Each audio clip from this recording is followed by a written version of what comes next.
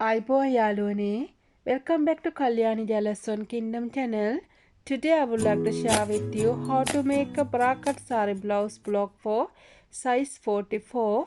ඉතින් මේ වීඩියෝ එක තුලින් අද මම ඔයාලට කියලා දෙන්න යන්නේ පපුවට 44ක් තියෙන කෙනෙකුට bracket saree blouse එකේ block එක කොහොමද පහසුවෙන් නිර්මාණය කරගන්නේ කියලා. ඉතින් රැඳිලා ඉන්න වීඩියෝ එක අවසන් වෙනතුරු තවමත් ඔයාලා මගේ channel එක subscribe කරලා නැත්නම් විතරක් subscribe කරන්න අමතක කරන්න එපා. ඒ වගේම ළඟම තියෙන bell button එක click කරුවොත් වීඩියෝ එකක් දාපු සෙනින් ඔයාලට පුළුවන් බලා ගන්න. ඉතින් මේ සඳහා අවශ්‍ය කරන මිමි මම මෙතන දාලා තියෙනවා.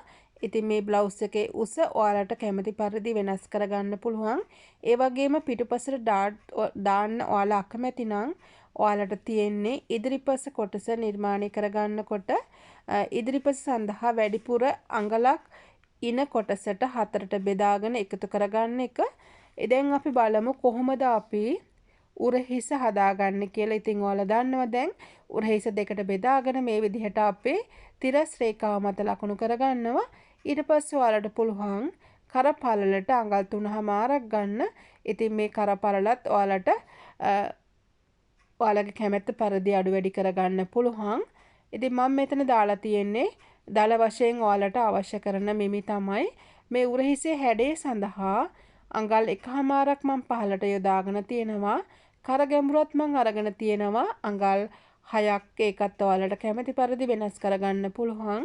දැන් මෙතනදී උරහිසේ සිට මේ විදිහට අඟල් 8ක් පහළට යොදාගෙන ඊට පස්සේ එතෙන් සිට තිරස් රේඛාවක් ඇඳලා ඒ තිරස් රේඛාව මත පපුවට හරස්මින්ම හතරට බෙදාගෙන ඒකට අඟල් භාගයක් එකතු කරලා අපිට ලැබෙන ඒ සංඛ්‍යාව මේ රේඛාව මත ලකුණු කරගන්නවා. ඉතින් මට ලැබෙනවා අඟල් 11ක්. මේ අඟල් 11 මම මේ රේඛාව මත ලකුණු කරගන්නවා. ඒ වගේම අත්කටේ හැඩය සඳහා අඟල් 4න් 3යි. නැවත අත්කට අපි ගැඹුරු කරන තැනින් අඟල් 4න් 3ක් මම ගන්නවා.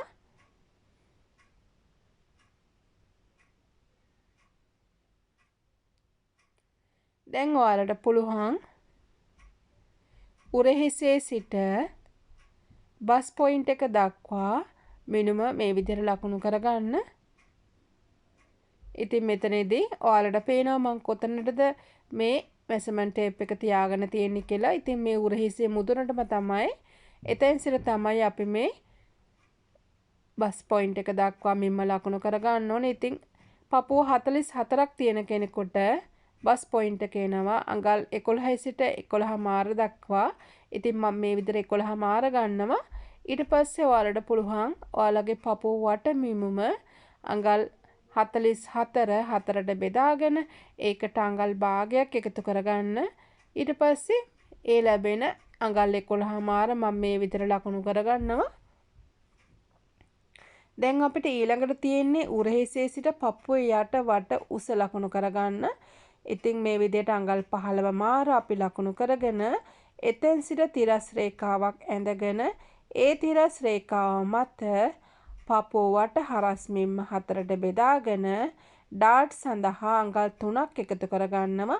පපුව 44ක් තියෙන කෙනෙකුට අපි ඩාට්ස් වලට අඟල් 3ක් එකතු කරගන්නවා. ඒ කියන්නේ එක පැත්තකට අඟල් 1මාරක් තමයි අපේ මේ ඩාට් එකට අපි එකතු කරගන්නේ. ඉතින් මේ විදිහට අඟල් 13 මම මේ රේඛාව මත ලකුණු කරගන්නවා.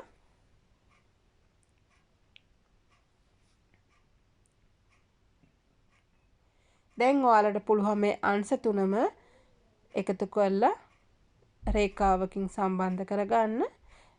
දැන් අපිට පපුවට ලකුණු කරගන්න ඕනේ අපේ ඩාට්ස් අතර පරතරය මේ විදිහට. ඉතින් මේ විදිහට අපේ ඩාට්ස් අතර පරතරය වෙනම අඟල් 8මාර දෙකට බෙදාගෙන 4යි කාලක්. ඉතින් මේ 4යි කාල අපි ලකුණු කරගන්නේ මේ විදිහට. ඔයාලට මතකනේ අපේ බස් පොයින්ට් එක දක්වා අපි ගත්තා අඟල් 11ක්. ඉතින් එතෙන් සිට අඟලක් පහළට දාලා ඊට පස්සේ නැවත සිරස් රේඛාවක් ඇඳගෙන අඟල් 1.5 දෙපැත්තට දාගන්නවා.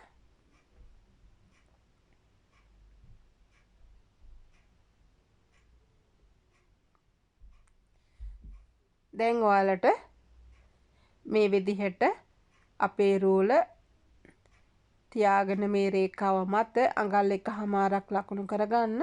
ඉතින් වම් පැත්තටත් දකුණු පැත්තටත් මේ විදිහට අඟල් 1.5ක් ලකුණු කරගෙන ඔයාලට පුළුවන් ඉතිරි ඩාට් දෙකක් නිර්මාණය කරන්න. ඉතින් මේ හරස් පැත්තෙන් අඟල් 1.1ක් ඉහළටත් අඟල් 1.1ක් පහළටත් අපි ලකුණු කරගන්නවා.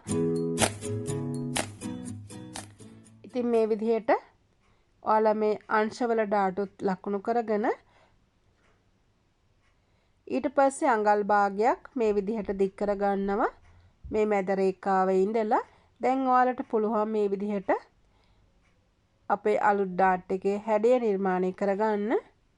දැන් මේ විදිහට අඟලක් දෙපැත්තෙන් ලකුණු කරගන්න. වම් පැත්තෙන් අඟලකුත් දකුණු පැත්තෙන් අඟලකුත් මේ විදිහට අපේ බ්‍රාකට් එකේ හැඩය අපි නිර්මාණය කරගන්නවා.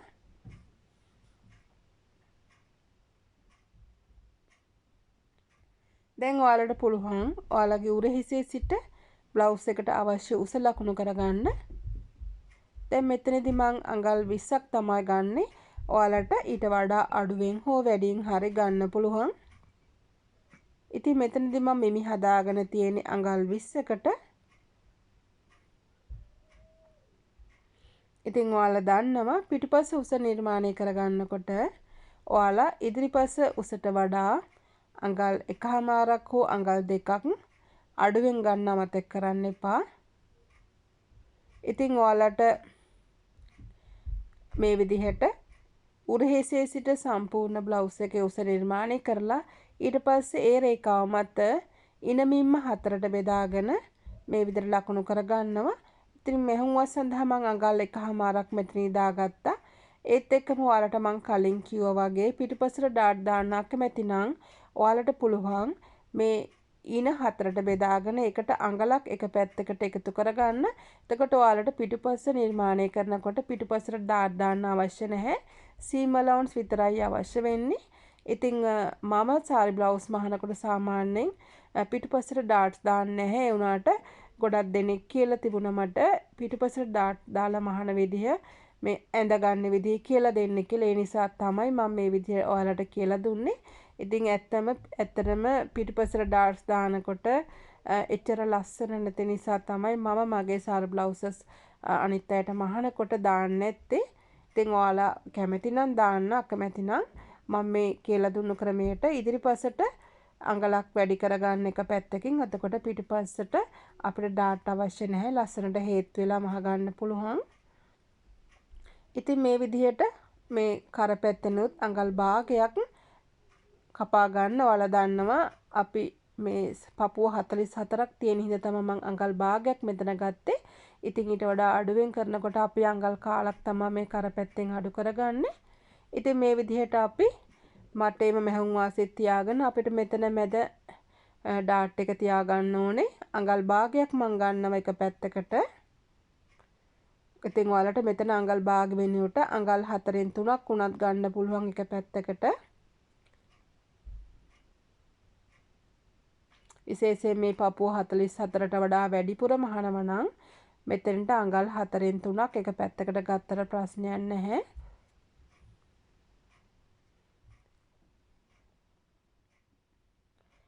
දැන් අපි මේ ඩාට්ස් ඔක්කොම නිර්මාණය කරගෙන ඉවරයි. දැන් අපිට තියෙන්නේ මේක ට්‍රේස් කරගන්න. ඉතින් ඔයාලා මේ බෙල්ට් එක ට්‍රේස් කරගන්නකොට හැමතිස්සෙම වෙනම ට්‍රේස් කරගන්න අමතක කරන්න එපා. ඊට පස්සේ ඔයාලට පුළුවන් මේ ඉතිරි කොටසත් ට්‍රේස් කරගන්න. මෙතනදී ඔයාලා බෙල්ට් එක ට්‍රේස් කරගන්නකොට අනිවාර්යයෙන්ම බෙල්ට් එකටත් මෙහුම් වාසිය තියාගන්න අමතක කරන්න එපා. ඒත් එක්කම බෙල්ට් එක කපා ගන්නකොට මැද නැම්මක් ඇතිව කපා ගන්න. ඉතින් ඔයාලට ෆේසින් දාන්න කැමති නම් ඔයාලට පුළුවන් ෆේසින් උනත් යොදා ගන්න ඔයාලගේ බෙල්ට් එකට. ඉතින් මම මේ විදිහට ට්‍රේස් කරගත්ත මගේ බෙල්ට් එකටත් මෙහුම් වාසිය තියාගෙන මම මේක කපා ගන්නවා. ඉතින් මේක කරගත්තට පස්සේ අපිට තියෙන්නේ අපේ සාරි බ්ලවුස් එකේ පිටුපස නිර්මාණය කරගන්න. ඉතින් ඔයාලා මීට කලින් මගේ වෙනත් සයිසස් වල සාරි බ්ලවුස් කපා ගන්න හැටි බලලා තියෙනවා නම් ඔයාලා දන්නවා පිටුපස කරන්න හතරම හරිම ලේසි. ඉතින් පිටුපස පතුරම ඔයාලට පහසුවෙන්ම ඉදිරිපස වගේම උරහිස ඒ වගේම අපේ සාරි බ්ලවුස් එකට අවශ්‍ය උස අඩු කරගෙන ඉදිරිපසට වඩා ලකුණු කරගෙන ලේසියෙන්ම අපේ පිටුපස සාරි බ්ලවුස් එක නිර්මාණය කරගන්න පුළුවන්. ඉතින් අපි බලමු කොහොමද දැන් අපේ පිටුපස සාරි බ්ලවුස් එකත් නිර්මාණය කරගන්නේ කියලා. ඉතින් ඔයාලා දන්නවා මම ඔයාලට පුළුවන් හැම වෙලාවකම සාරි බ්ලවුස් වර්ග වගේම අනිකුත් වීඩියෝ සැරින් සැරේට අරගෙන එනවා. ඉතින් ඉදිරියේදීත් මම ඔයාලට ගොඩක් වීඩියෝස් අරන් ඉන්න බලාපොරොත්තු වෙනවා. විශේෂයෙන් පාටි ඩ්‍රෙස් වගේ ලස්සන ඩිසයින්ස් වලින් ඔයාලට ලස්සන ගවුම් මෝස්තර මම මහන්නයට කියලා දෙනවා. ඉතින් ගොඩක් දෙනාගේ ඉල්ලීම පරිදි තමයි මම මේ එක සයිසස් වලට හයි නෙක් සාරි බ්ලවුසස් ඔයාලට මහන්න මේ කපා ගන්න කියලා දුන්නේ. ඉතින් ඔයාලට මේ දේවල් උපයෝගී කරගෙන ඔයාලට පුළුවන් ඔයාලගේ අවශ්‍ය මිමි වලට මේ වගේ ලස්සන සාරි බ්ලවුසස් මහ ගන්න පතුරන් හදා ගන්න ඉගෙන ගන්න. ඉතින් අපි මේක ඇඳගෙන කපා ගත්තාම මේ විදිහට තමයි තියෙන්නේ. ඉතින් ඔයාලට පේනවා අපේ සාරි බ්ලවුස් එකේ බ්ලොක්ස් ටික ලස්සනට තියෙනවා. ඉතින් මම ඉදිරියේදී තවත් වීඩියෝස් වලින් ඔයාලට කියලා දෙනවා කොහොමද මේක මහගන්නේ කියලා. ඉතින් දිගටම මගේ වීඩියෝස් බලන්න, ඒ දේවල් පොත්පත්වල ලියා ගන්න, අධ්‍යයනය කරන්න. ඉතින් ඔයාලටම තේරෙයි මේ සයිසස් වෙනස් වෙනකොට ඩාට්ස් කොහොමද වෙනස් වෙන්නේ, අපි කොහොමද මේවා උසානුව හදාගන්නේ කියලා ඔයාලට අවබෝධයක් ඇති වේවි. ඉතින් දැන් අපි බලමු අපේ සාරි බ්ලවුස් එකේ පිටුපස කොහොමද නිර්මාණය කරගන්නේ කියලා. ඉතින් මේ විදිහට අපේ උරහිස මෙම්ම අපි දෙකට බෙදාගෙන ලකුණු කරගන්නවා. ඉතින් ඔයාලා දන්නවා අපි උරහිස ගත්තේ අඟල් 16. මම ඒක දෙකට බෙදාගෙන මේ විදිහට අඟල් 8 ලකුණු කරලා උරහිසේ හැඩය සඳහා අඟල් 1මාරක් ගන්නවා. කරපළල සඳහා අඟල් 3මාරක් ගන්නවා. ඊට පස්සේ පිටුපස කර ගැඹුර සඳහා අඟලක් ගන්නවා. දැන් ඔයාලට පුළුවන් මේ අත් කටේ හැඩය නිර්මාණය කරගෙන උරහිසේ සිට අඟල් 8ක් පහළට දාලා මේ විදිහට රේඛාව මත පපුව හරස් මිම්ම හතරට බෙදාගෙන ඒකට අඟල් භාගයක් එකතු කරලා ලැබුණු ඒ ගාන අඟල් 11 මේ රේඛාව මත ලකුණු කරගන්න. ඊට පස්සේ මේ අත් කටේ හැඩය අපි ගන්නකොට අඟලක් ඉහළට උස්සලා මේ විදිහට ගන්නවා.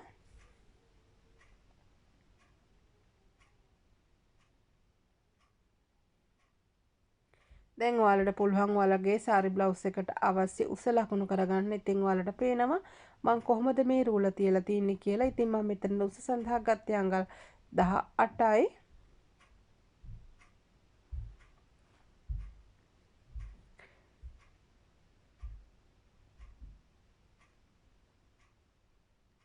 ඉතින් ඊට පස්සේ ඔයාලට පුළුවන් ඔයාලගේ ඉන හතරට බෙදාගෙන ඔයාලට පිටුපසට ඩාට් අවශ්‍ය නම් ඒකට අඟලක් එකතු කරගෙන මේ විදිහට ඉන ලකුණු කරගන්න. ඉතින් ඔයාලට ඩාට් අවශ්‍ය නැත්තම් මේ පිටුපසට එකතු කරගන්න මේ ඩාට් එක ඔයාලා ඉදිරිපසට එකතු කරගන්න පුළුවන්. ඒ කියන්නේ ඉදිරිපස අපි හතරට බෙදලා ඒ ලැබෙන ගානට අඟල් එකක් එකතු කළා තමයි අපි ඉදිරිපස ලකුණු කරගන්න ඕනේ.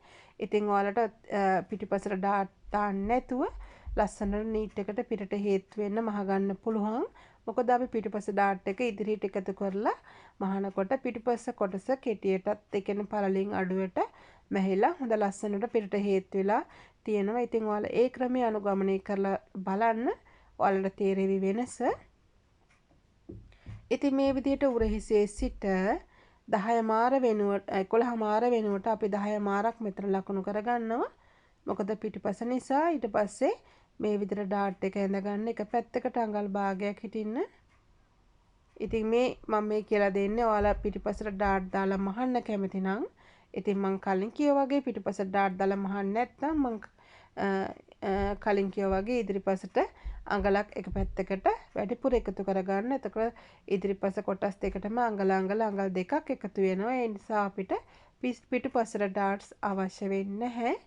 දැන් මේ විදිහට අපි අංශ බලනකොට අපිට එනවා අඟල් 8ක්. ඉතින් ඉදිරිපසත් මේ විදිහට බලනකොට අපිට තේරෙනවා අපි හරියට අරගෙන තියෙනවද කියලා. විශේෂයෙන් ඔයාලට මම ඊසි ටිප් එකක් අද කියලා දෙනවා. හැමතිස්සෙම පිටුපස කපන්න කලින් මේ විදිහට අපි ඩාට් මහලා ඉතිරි වෙන ගාන බලන්න. ඊට පස්සේ එකට අණු ඔයාලට පුළුවන් පිටුපස බ්ලවුස් එකේ උස තීරණය කරන්න. ඉතින් මම අරන් තියෙන ගානට මට හරියටම මේ අඟල් 8ම සමාන වෙනවා ඉදිරිපසයි පිටුපසයි. ඉතින් ඔයාලා හැමතිස්සෙම මේක චෙක් කරලා බලලා පිටුපස්සේ සාරි බ්ලවුස් එකේ උස ඔයාලට හරියටම නිර්මාණය කරගන්න පුළුවන්.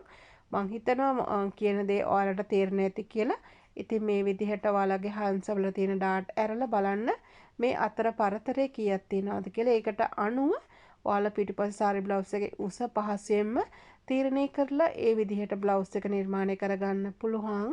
ඉතින් මං හිතනවා ඔයාලා යම් දැනුමක් මේ වීඩියෝ එක තුලින් ලබා ගන්න ඇති කියලා. ඉතින් ඉදිරියේදීත් ඔයාලට වටිනා වීඩියෝ එකකින් ඔයාලා හමු වීමට බලාපොරොත්තු වෙනවා. Thank you so much for watching my video. See you with another valuable video. Till then take care. Bye bye. ඉතින් නැවතත් හමු වෙමු. ඔයාලා හැම දිනාටම අයිබෝවන් පරිස්සමෙන් ඉන්න.